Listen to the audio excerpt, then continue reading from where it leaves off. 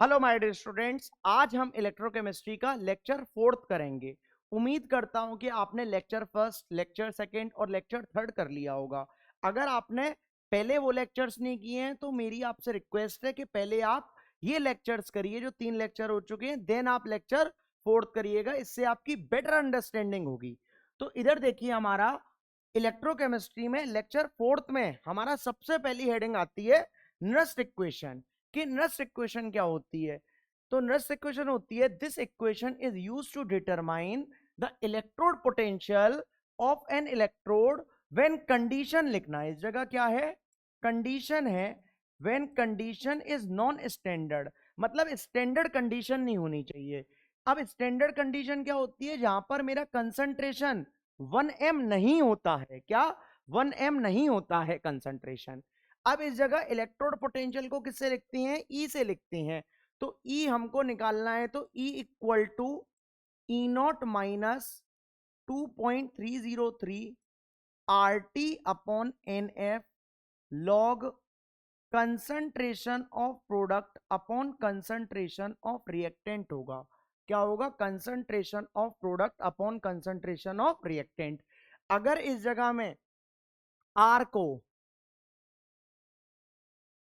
8.314, ये gas constant होता है, जूल, मोल इनवर्स और केल्विन इनवर्स। और टेम्परेचर को 298 केल्विन लिख दूं। क्या लिख दूं? 298 केल्विन। और एफ क्या है? 1 फैराडे। इसकी वैल्यू होती है 96500 कूलाम।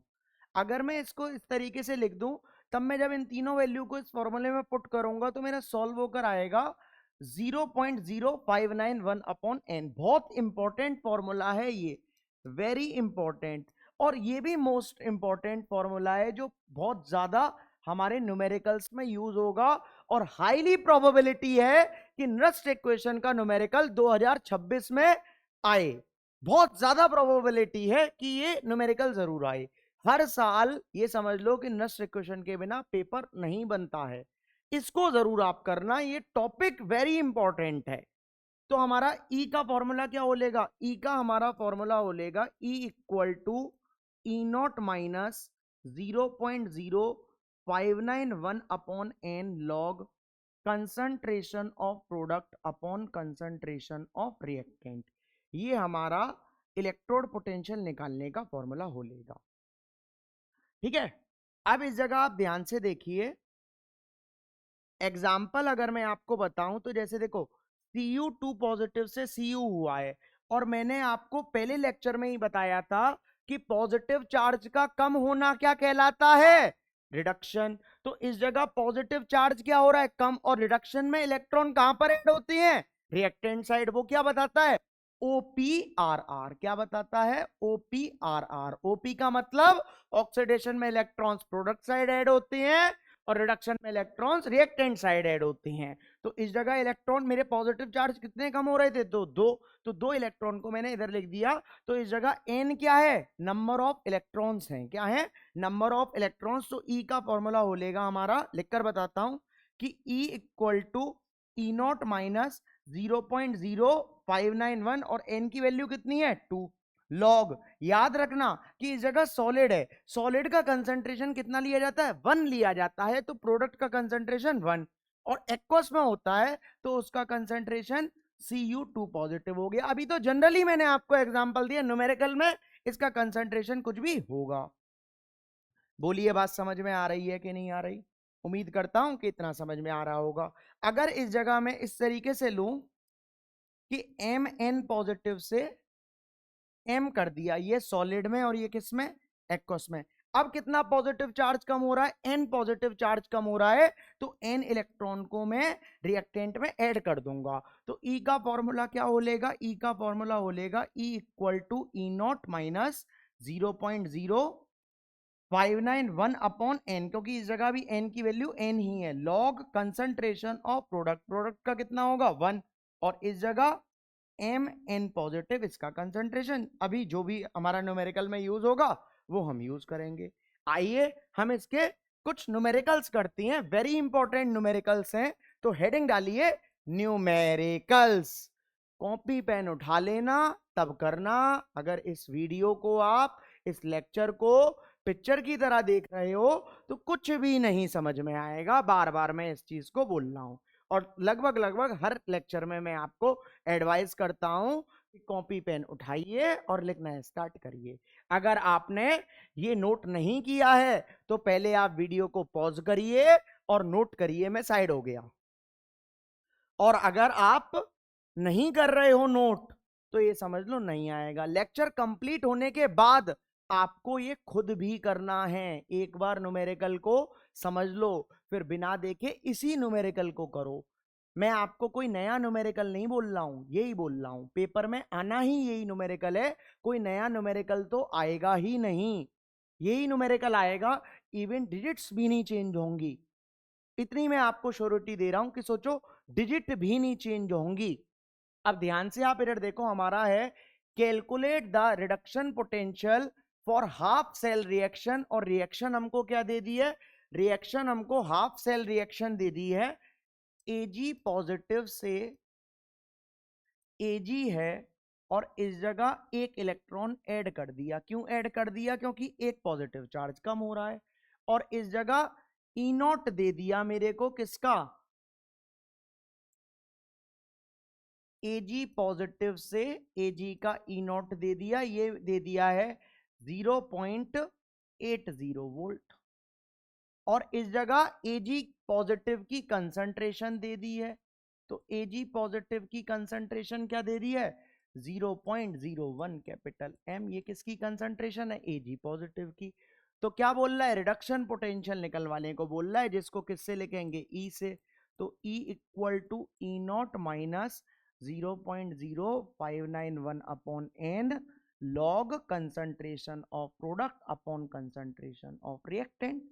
जब मैं इस जगह रखूंगा तो E equal to E naught की वैल्यू कितनी है? 0.80 है।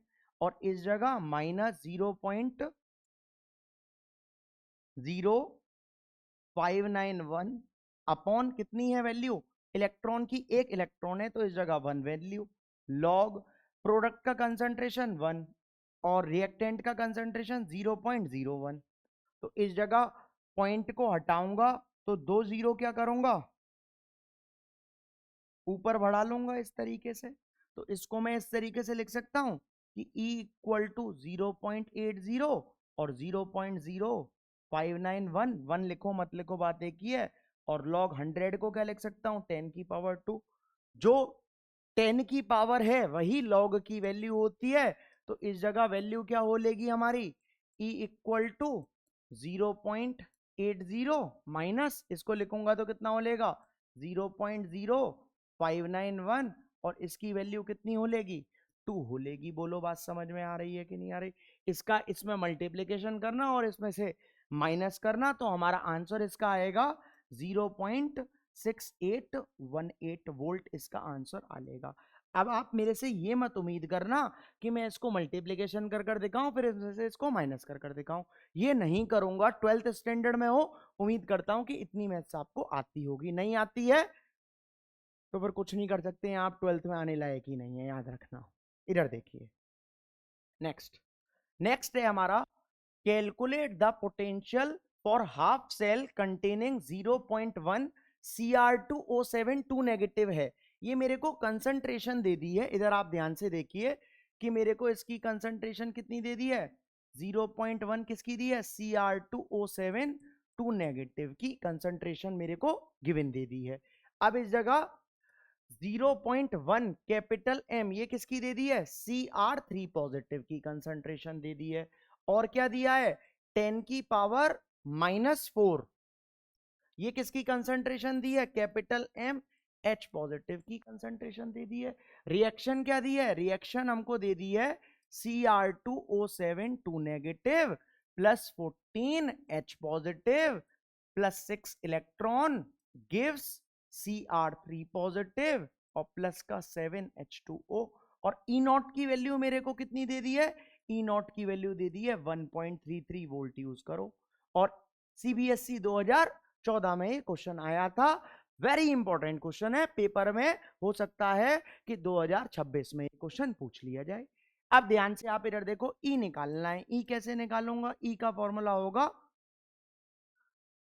ई naught minus 0.0591 upon N log concentration of product upon concentration of reactant. ध्यान से बिल्कुल इधर देखना। तो इस जगह क्या होगा? E equal to E naught की वैल्यू कितनी है? 1.33 है। और इस जगह माइनस 0.0591 और इलेक्ट्रॉन कितने हैं? 6 इलेक्ट्रॉन है। लॉग प्रोडक्ट का कंसंट्रेशन क्या होगा? Cr3 पॉजिटिव प्रोडक्ट का कंसंट्रेशन होगा।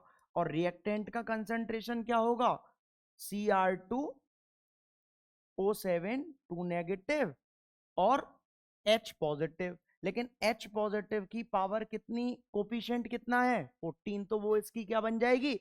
पावर बन जाएगी। था तो इधर भी कोफिशिएंट 1, ध्यान से इधर देखो, इधर कोफिशिएंट 1 था तो इसकी पावर 1 लगाई है, लेकिन हमको पता नहीं चला है। इधर भी कोफिशिएंट कितना है? 1, तो इसकी पावर इधर भी 1 लगाई है, लेकिन हमको ये चीज पता नहीं चली है। बस इस जगह 14 था तो इस जगह इसकी पावर क्या आ ली है? 14 आ ली है। 1 आप लगाओ या फिर ना लगाओ, कोई फर्क नहीं पड़ता। अब ध्यान से इधर देखो, तो इस जगह में लिखूंगा तो E equal to 1.33 minus 0.0591 upon 6 log. Cr3 positive की कंसंट्रेशन कितनी है? 0.1 है। और इसकी कंसंट्रेशन कितनी है? 0.1। एक सेकेंड वेट करो, 0.1 ही है।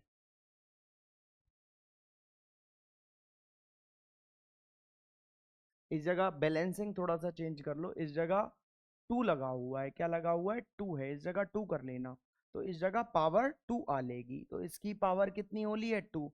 और इसकी पावर कितनी हो ली है? 1। और इस जगह क्या हो लेगा? 10 की पावर 4 है। कितना है? 4 -4। और इसकी पावर क्या हो लेगी? 14। बोलिए बात समझ में आ रही है कि नहीं आ रही? वो थोड़ा सा क्वेश्चन में एरर आ गया था, वो मैंने सही कर दिया।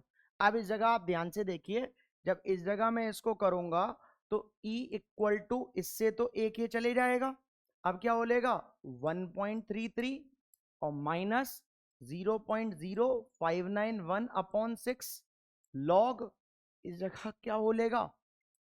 पॉइंट हटाऊंगा, 0 बढ़ाऊंगा, तो इस जगह इसको इस तरीके से लिख सकता हूं कि 10 की पावर -1। और ये कितना हो लेगा? 10 की पावर -56। ऊपर जाएगा तो कितना हो लेगा? 1.33 0.0591 अपॉन 6। और लॉग ये कितना हो लेगा? 10 की पावर 55। बेस सेम है, पावर ऐड हो जाएगी। ये प्लस का 56 और ऊपर माइनस का 56, तो दोनों को प्लस करूंगा तो 55। जब इसको सॉल्व करूंगा तो 1.33 माइनस 0.0591 अपॉन 6 और इंटू क्या हो लेगा? 55। तो जब इसको सॉल्व करूंगा तो इस जगह 0.79 वोल्ट आएगा। कितना आएगा? 0.79 वोल्ट। बोलिए इतनी बात समझ में आ रही है कि नहीं आ रही? बहुत इंपॉर्टेंट क्वेश्चन था, पेपर में हाईली प्रोबेबिलिटी है कि इस टाइप के क्वेश्चंस बने। अभी नेक्स्ट क्वेश्चन कंप्लीट नहीं हुआ है, मैंने बहुत कम पढ़ाया है अभी आपको। नेक्स्ट लेक्चर, लेक्चर 5 में हम इसका आगे का पार्ट पढ़ेंगे। उम्मीद करता हूं कि आपको समझ में आया होगा। नहीं आया है तो एक बार और देखिए। ऐसा वैसे हो नहीं सकता कि आपको समझ में ना आए। समझ में आया है तो चैनल को लाइक करिए, शेयर करिए और सब्सक्राइब करिए। अगर आपको इसकी पीडीएफ चाहिए तो इस नंबर पर मेरे को व्हाट्सएप करना, 701781 और 7550। इस नंबर पर मेरे को ओनली व्हाट्सएप करना, ताकि मैं आपको ये प्रोवाइड करवा दूं। That's it.